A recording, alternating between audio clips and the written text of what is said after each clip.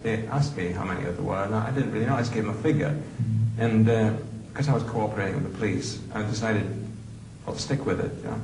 There were three of those victims were invented just to complement the continuity of evidence to the police, because just to keep them happy. On a weekend, I would sort of pull out the floorboards, and I found it totally unpleasant, and I'd get blinding drunk, so I could face it, and start the dissection, you know, on the kitchen floor. Mm-hmm. And I'd go out and be sick outside in the garden.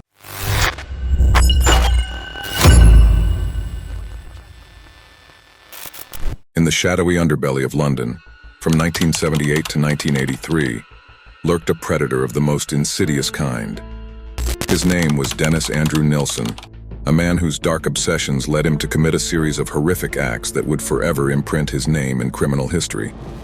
Nilsen, a Scottish-born necrophile and serial killer, left a blood-curdling trail of at least 12 young men and boys. His hunting grounds were the bars, public transport, and the cold, indifferent streets of London. His victims were often the forgotten ones, homeless gay men or heterosexual individuals who had the misfortune to cross his path.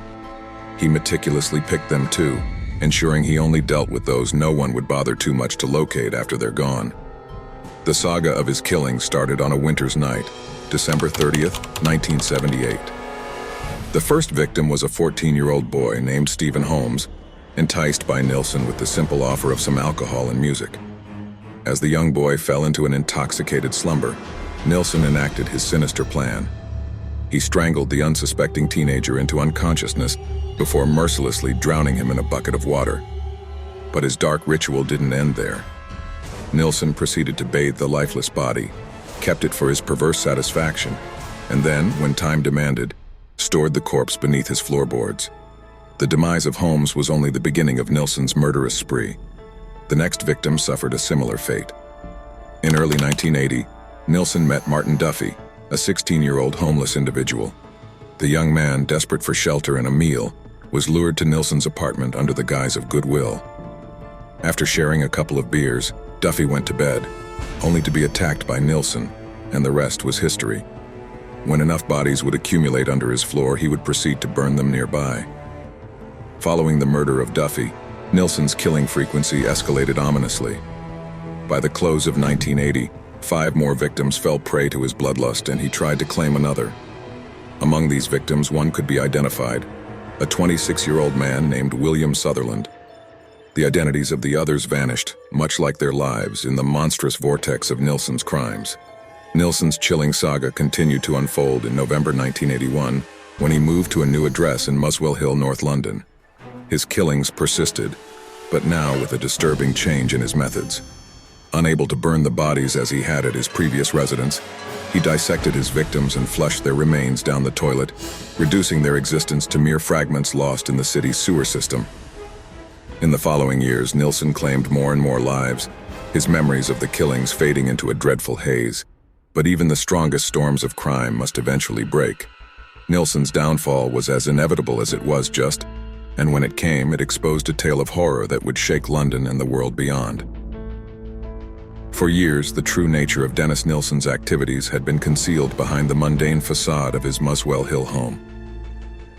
I ask you to start filming from the feet slowly up to the head. And you go sit, pan. Bloody hell, don't you ever watch movies? You must see thousands of movies. You must know what it's like. They're training chimpanzees at Cape Canaveral to operate a camera. Anybody can do it. What are you doing switching the bloody thing on and off for? You never make a cameraman, you know. No. I'm not going to do anything pornographic. But one winter morning in February 1983, a knock on his door signaled the end of his terrifying reign. The police had been alerted to investigate the blockage in the drains of Nilsen's apartment building. What they found was a repulsive sight. The pipes were clogged with human remains. When the police arrived, Nilsen himself, undisturbed and calm, welcomed them into his house. As the investigators entered, the odor of decay lingered in the air, seeping from every corner. Although the officers were suspicious, they reportedly did not read too much into it. They most certainly did not jump into conclusions that Nilsen could be responsible. Surprisingly, it was Nilsen himself who broke down. Didn't have the full countenance, if you like, of an aggressive psychopath. He was very laid back, And this kind of obscured the fact that he was pretty cold-blooded and that he did kill people and cut them up. Under the pressure of the police presence, his facade crumbled. He confessed to his heinous acts. The once ordinary-looking man was revealed to be a monster, his crimes laid bare before the law. Many people believed that at that point in time, perhaps Nilsen wanted to get caught. The trial of Dennis Nilsen began on October 24, 1983, and the courtroom was held in the grip of anticipation. As the charges were read out, Nilsen stood emotionless. The evidence was overwhelming, and despite his attempts to plead psychological incapacity, the court was unswayed. On November 4, 1983, Nilsen was found guilty of 6 counts of murder and 2 counts of attempted murder.